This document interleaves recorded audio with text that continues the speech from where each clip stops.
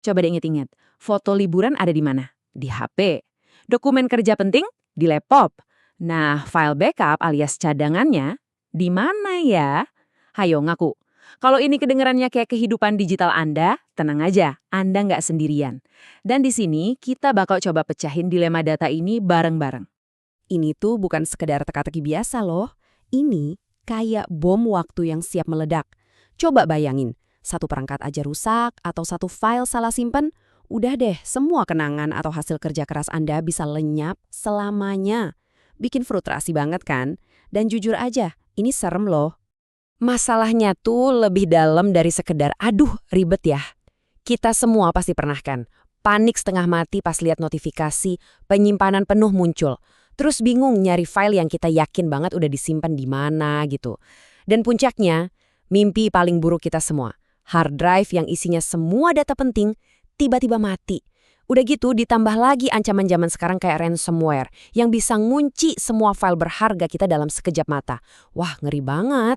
Oke, sekarang coba deh bayangin sebentar. Gimana kalau ada satu pusat komando buat seluruh dunia digital Anda?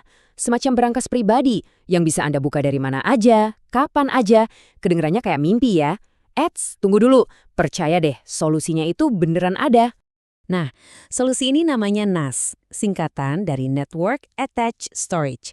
Gampangnya gini, anggap aja ini cloud pribadi punya Anda sendiri.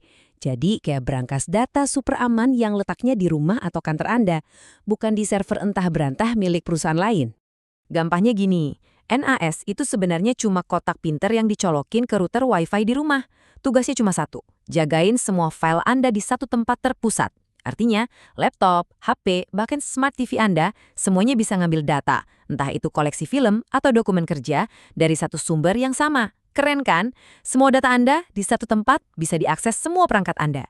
Tapi pertanyaannya, apa sih yang bikin NAS ini bisa diandelin banget? Gimana caranya dia ngelindungin data kita dari ancaman hard drive rusak yang kita semua takuti? Nah, jawabannya ada di satu kata ajaib, RAID.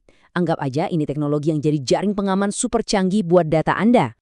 RAID itu singkatan dari Redundant Array of Independent Disks. Kedengarannya teknis banget ya. Gini deh simpelnya, RAID itu cara cerdas buat bikin beberapa hard drive kerja bareng kayak satu tim yang solid. Nah, tergantung gimana kita atur strategi main tim ini, mereka bisa fokus buat lari sekencang kilat, atau punya pertahanan sekuat baja, atau ya kombinasi keduanya. Oke, jadi ada dua strategi dasar RAID yang paling umum. Yang pertama, namanya RAID 0 atau stripping. Sesuai namanya, ini tujuannya cuma satu, kecepatan. Data Anda dipecah-pecah dan ditulis ke beberapa hard drive barengan. Bayangin aja kayak nulis buku pakai dua tangan sekaligus, cepet banget. Tapi risikonya gede banget. Kalau satu aja hard drive-nya rusak, ya udah semua data Anda amblas. Nah, lawannya adalah RAID 1 atau mirroring. Ini fokusnya keamanan maksimal. Setiap file yang Anda simpan, langsung dibikinin kembarannya di hard drive kedua. Jadi kalau satu rusak, tenang, masih ada salinan identiknya. Kekurangannya, ya kapasitas penyimpanan yang bisa Anda pakai jadi cuma setengahnya. Dan ini poin yang paling penting buat diingat. Seperti kata para ahli, RAID 0 itu emang kencingnya bukan main, tapi dia nggak nawarin proteksi data sama sekali. Jadi ya mungkin oke lah buat nyimpan file sementara atau buat kerjaan ngedit video yang butuh ngebut. Tapi buat nyimpan foto keluarga atau dokumen super penting, wah jangan deh, itu beresiko banget. Tenang, ada kok level yang lebih canggih. Ada yang namanya RAID 5. Dia ini pakai trik pinter namanya paritas. Gampangnya gini, bayangin Anda punya soal matematika simpel, 2 tambah 5 sama dengan 7. Kalau angka 5-nya hilang, tapi Anda tahu angka 2 dan 7, Anda bisa kan nebak angka yang hilang itu? Nah, paritas itu kerjanya mirip gitu. Dia bisa membangun kembali data yang hilang kalau ada satu hard drive rusak, sambil tetap ngejaga kecepatan. Terus ada lagi RAID 10. Ini nih bisa dibilang the best of both worlds. Dia gabungin keamanannya RAID 1 dengan kecepatannya RAID 0. Jadi datanya dicerminin dulu biar aman, terus pasangan cerminnya itu dipercepat. Super cepat dan super aman. Tapi ya jelas harganya lebih mahal karena butuh hard drive lebih banyak. Oke, anggaplah sekarang Anda udah yakin nih. Kayaknya gue butuh NAS deh. Pertanyaan selanjutnya adalah, mau ngerakit sendiri atau beli yang udah jadi? Nah, yuk kita bedah kedua pilihan ini. Pilihannya sebenarnya cuma dua. Di satu sisi ada NAS komersial, contohnya merek Synology. Ini kita sebut aja jalur gampang. Tinggal beli kotaknya, pasang hard drive, colok, beberapa menit kemudian, voila! Anda punya sistem penyimpanan canggih dengan software yang gampang banget dipakai. Di sisi lain ada jalur DIY alias do it yourself. Ini jalur oprek. Anda bisa pakai PC bekas atau komputer mini kayak Raspberry Pi, jauh lebih murah pastinya, dan kontrolnya 100% di tangan Anda. Tapi ya, Anda harus siap sedikit kotor tangan dan mau belajar. Tapi salah satu keuntungan gede dari jalur DIY, apalagi kalau pakai Raspberry Pi, itu irit listrik banget. Karena kan NAS itu idenya nyala terus 24 jam nonstop. Nah, perangkat hemat energi kayak gini nggak bakal bikin tagihan listrik Anda jebol. Pas banget buat jadi server rumahan yang selalu siap sedia. Nah, kalau sistem komersial, daya tarik utamanya ya jelas, gampang banget. Semuanya udah dirancang buat kerja bareng tanpa masalah. Softwarenya juga intuitif. Anda nggak perlu jadi ahli RAID buat ngaturnya.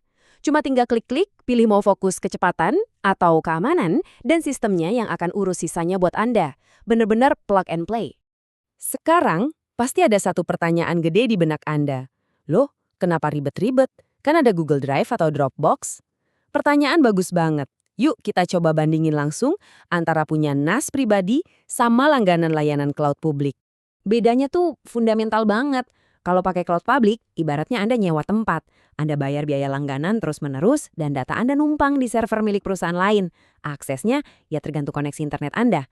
Nah, kalau NAS, ibaratnya Anda beli rumah sendiri. Cukup beli perangkat kerasnya sekali di awal, data Anda aman di rumah Anda, 100% di bawah kendali Anda. Dan pas lagi di rumah, mindahin file segede gaban itu bisa secepat kilat, nggak perlu nungguin upload yang lama. Ujung-ujungnya, ini soal kontrol dan kepercayaan. Anda lebih percaya siapa buat megang kunci brankas digital Anda yang isinya file-file paling penting? Perusahaan lain atau diri Anda sendiri? Nggak ada jawaban yang salah di sini. Tapi dengan NAS, Anda lah satu-satunya orang yang pegang kunci itu. Oke, entah Anda akhirnya pakai NAS, cloud, atau bahkan kombinasi keduanya, yang paling penting itu Anda punya strategi. Dan kalau kita ngomongin soal perlindungan data, ada satu standar emas yang selalu dipakai sama para profesional. Aturannya simple banget, gampang diingat, tapi luar biasa efektif. Namanya aturan 3-2-1. Gini cara kerjanya. 3. Selalu punya minimal 3 salinan total data Anda. Jadi ada data asli plus 2 backup. 2. Simpan salinan-salinan itu di 2 jenis media yang berbeda. Contohnya, 1 backup di NAS, satunya lagi di hard drive eksternal. 1. Dan ini yang paling krusial, simpan 1 salinan di lokasi yang berbeda atau offsite. Bisa aja hard drive yang Anda titip di kantor atau backup ke layanan cloud. Kenapa? Ini buat melindungi data Anda dari bencana lokal, kayak amit-amit, kebakaran, atau kemalingan. Nah, disinilah NAS benar-benar jadi bintangnya. Dia bisa jadi pusat atau jantung dari strategi 321 ini. NAS Anda bisa jadi tempat data utama sekaligus lokasi backup pertama Anda. Terus banyak NAS zaman sekarang udah pinter. Dia bisa secara otomatis bikin backup kedua ke hard drive eksternal atau bahkan ke cloud. Jadi aturan 321 bisa jalan otomatis dengan gampang. Jadi, intinya begini, di zaman serba digital ini, data itu udah jadi aset kita yang paling berharga. Ini tuh bukan sekedar kumpulan file loh, ini adalah jejak digital pekerjaan kita, kenangan kita, ya bisa dibilang sebagian dari hidup kita. Jadi, ngurusin data dengan benar itu bukan lagi kemewahan, tapi udah jadi sebuah keharusan. Jadi, coba deh sekarang lihat lagi file-file Anda yang masih berantakan di mana-mana itu dan tanya ke diri sendiri. Apa nggak udah saatnya kita kasih mereka rumah yang aman? Mau itu lewat NAS, lewat strategi backup yang solid, atau kombinasi keduanya? Mengambil alih kendali dunia digital Anda itu, percayalah, salah satu investasi terbaik yang bisa Anda lakukan demi ketenangan pikiran Anda sendiri.